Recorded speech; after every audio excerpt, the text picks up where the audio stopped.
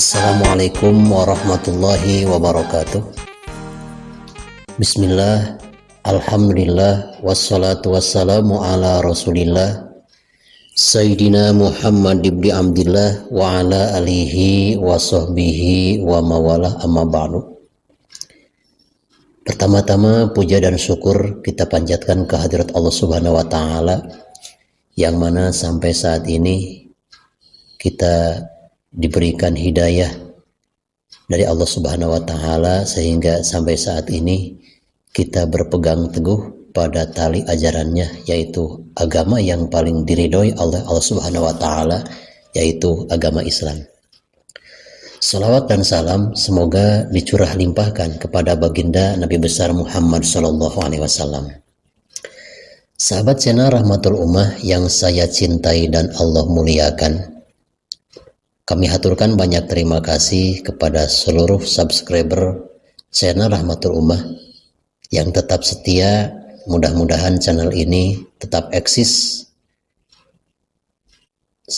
bisa tayang tiap hari dengan didukung oleh para subscriber beserta ikhwanul muslimin muslimat. Untuk itu, mudah-mudahan video-video yang telah kami tayangkan semenjak bulan puasa tahun 2020 mudah-mudahan besar manfaatnya, khusus bagi saya dan umumnya bagi kita sekalian. Amin ya Allah ya Rabbal Alamin. Ketika baginda Rasulullah SAW sudah sampai ke Sidratul Muntaha, maka wa fi riwayatin tahawalat yakutan wa zabarzudan falam yastatiu ahadun yan'atuha min husniha.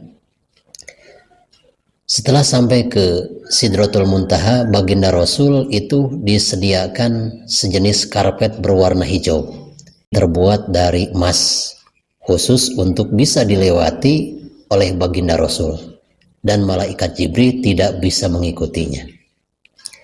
Dan kelihatan juga di balik amparan karpet tersebut dan di bawah akar pohon Sidratul Muntaha, di sana menurut satu hikayat ada 4 sungai, 2 sungai yang bisa dilihat dan 2 sungai yang tidak bisa dilihat, batin dan dohir maksudnya.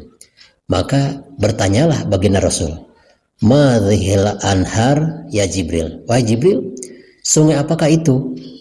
Dari kayu Sidratul Muntaha, dari akar-akarnya mengalir 2 yang kelihatan, 2 lagi yang tidak kelihatan. Maka di sana malaikat Jibril alaihi salam mengatakan bahwa yang mengalir dari Sidratul Muntaha yang kelihatan itulah di dunia ada alirannya, yaitu Sungai Nil dan Sungai Purot. Adapun yang tidak kelihatan, nanti juga engkau akan bisa melihatnya. Sahabat channel Rahmatul Ummah yang saya cintai dan Allah muliakan, ketika baginda Rasul di Sidratul Muntaha bisa melihat wujud asli daripada malaikat Jibril. Sebab di hari-hari yang biasa, selain daripada malam pertemuan di Sidratul Muntaha, malaikat Jibril menghampiri dan datang mengemban tugas dari Allah untuk menyampaikan risalah dari Allah, menyerupai wajah seorang pria yang sangat tampan. Itu bukan rupa daripada asli malaikat Jibril. Rupa asli daripada malaikat Jibril itu sekaligus bisa dilihat oleh baginda Rasul ketika beliau bersama di Sidratul Muntaha, di atas langit yang ketujuh. Apa kejadiannya? Sangatlah takjub baginda Rasul. Wa fi riwayatin annahu ra'a Jibrila inda sidrati walahu situ mi'ati janahin. Wujud asli malaikat Jibril yang nampak bisa dilihat oleh baginda Rasul ketika di Sidratul Muntaha, ternyata malaikat Jibril itu mempunyai 600 sayap. Masya Allah. Kapal terbang misalkan Boeing ataupun Garuda, itu sayapnya cuma 2, super cepat terbangnya. Apalagi malaikat Jibril, sayap kiri 300 sayap, sayap kanan 300 sayap. pasti terbangnya malaikat Jibril super dahsyat. Kulu janahin minha qad sadal ufuk. Itu satu sayap malaikat Jibril bisa menutupi langit, bisa menutupi dunia. Masya Allah, itu hebat-hebatnya, gagahnya malaikat Jibril. Ya tanasaru min ajnihatihi at-tahawil wadur wal yakut mala ya'lamuhu ilallah. Dan apabila Allah Subhanahu wa taala berkehendak, pasti dari sayap malaikat Jibril ini bisa mengeluarkan emas dan intan yakut, sesuatu yang tidak bisa diketahui kecuali Allah Subhanahu wa taala. Seperti pernah juga ada salah seorang sahabat Nabi sekaligus paman Nabi yang bernama Sayyidina Hamzah. Sayyidina Hamzah berpesan kepada baginda Rasul, "Wahai Muhammad, aku ingin melihat rupa malaikat Jibril dengan wajah asli." Sabda baginda Rasul, "Wahai pamanku Hamzah, engkau tidak akan bisa melihat, dan engkau bisa melihat pun tidak akan kuat melihatnya karena aneh-anehnya dan takjub-takjubnya." Maka Sayyidina Hamzah tetap memaksa kepada baginda Rasul agar baginda Rasul munajat kepada Allah Subhanahu wa taala untuk memperlihatkan wujud asli malaikat Jibril kepada Sayyidina Hamzah. Akhirnya Sayyidina Hamzah diperintahkan oleh baginda Rasul untuk memejamkan matanya. Maka langsung Sayyidina Hamzah menutup matanya lalu membukanya kembali. Tiba-tiba melihat malaikat Jibril dengan wajah yang asli, dengan wujud yang asli. Sampai-sampai Sayyidina Hamzah ini tidak sadar, pingsan karena kaget melihat indah sayapnya dan besarnya malaikat Jibril. Ketika siuman Sayyidina Hamzah, ditanyalah oleh baginda Rasul, "Bagaimana kelihatannya Jibril?" Masya Allah, aku tidak bisa menyebutkan satu persatu betapa indah, betapa hebatnya wujud malaikat Jibril yang asli. Baginda Rasul pun menjawab, "Itulah apa yang engkau lihat barusan, seperti yang aku lihat pada malam pertemuanku dengan malaikat Jibril di Sidratul Muntaha." Malaikat Jibril itu mempunyai 600 sayap. Masya Allah. Setelah melihat wujud asli malaikat Jibril di Sidratil Muntaha, lalu summa akhadha alal kausar. Baginda Rasulullah SAW mengambil air telaga Kausar, yang mana air telaga Kausar ini tertera dalam surat Al-Kausar ayat pertama, "Inna a'toina kal kausar." Setelah itu hatta dakhala jannah. Baginda Rasul setelah meminum air telaga Kausar lalu masuk ke dalam surga. Wa idzan fiha ma la ainun ra'at wa la udhunun sami'at wa la khatarun ala qalbi basharin. Ketika beliau memasuki surga, Masya Allah, di sanalah segala keindahan yang tidak pernah dilihat dengan mata, segala suara yang paling merdu yang belum pernah didengar oleh telinga, segala bayangan yang belum pernah terbayangkan di hati, di sana ada indah-indahnya surga. Ketika beliau sudah memasuki surga, maka Masya Allah, sebelum masuk pun beliau sudah merasa kaget.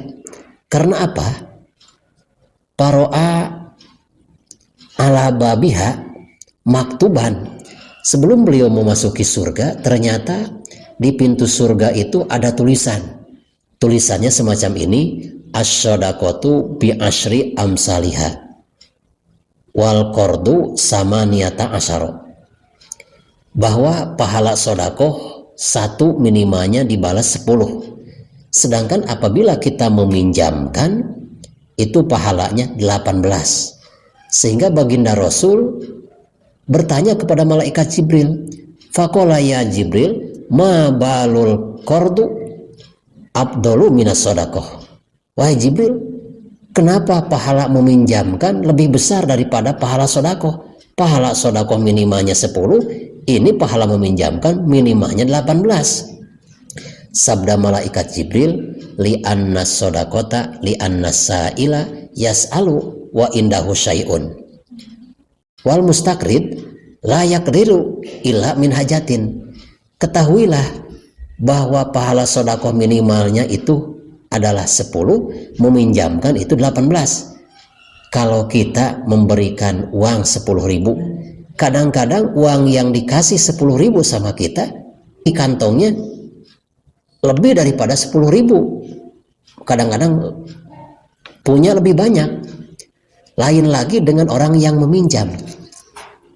Orang lain itu ketika meminjam berarti betul-betul sudah tidak punya apa-apa karena terdorong dengan kebutuhan.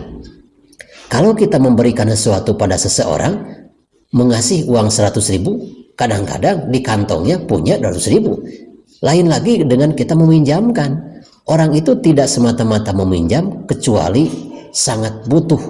Nah itulah maka pahala meminjamkan lebih besar daripada bersedekah. Sahabat channel Rahmatul Ummah yang saya cintai dan Allah muliakan, dengan catatan tentunya ketika kita menolong orang, meminjamkan uang, dasarilah dengan karena Allah. Karena apa? Sabda Rasul ada dalam satu hadisnya, wallahi fi aunil abdi madamal abdu fi auni ahihi. Demi Allah, sabda Rasul, seseorang itu, seorang hamba Allah akan tetap ada dalam pertolongan Allah selagi mereka mau membantu, ada kepedulian terhadap sesama. Dengan catatan meminjamkannya tidak ada udang di balik batu. Maksudnya begitu. Ini mau meminjamkan uang karena ada misalkan diberitahukan oleh orang yang akan meminjam, saya pinjam duit 1 juta, nanti dikembalikan 1 juta, 1.200.000. Karena dikabarkan ada lebihnya 200 dari 1 juta, maka semangat. Itu bukan karena Allah. Menolong yang karena Allah bukan seperti demikian. Sahabat channel Rahmatul Ummah yang saya cintai dan Allah muliakan, mudah-mudahan tausiah ini bermanfaat, khususnya bagi saya dan umumnya bagi kita sekalian. Khudh ma sofa wada ma kadar. Wassalamualaikum warahmatullahi wabarakatuh.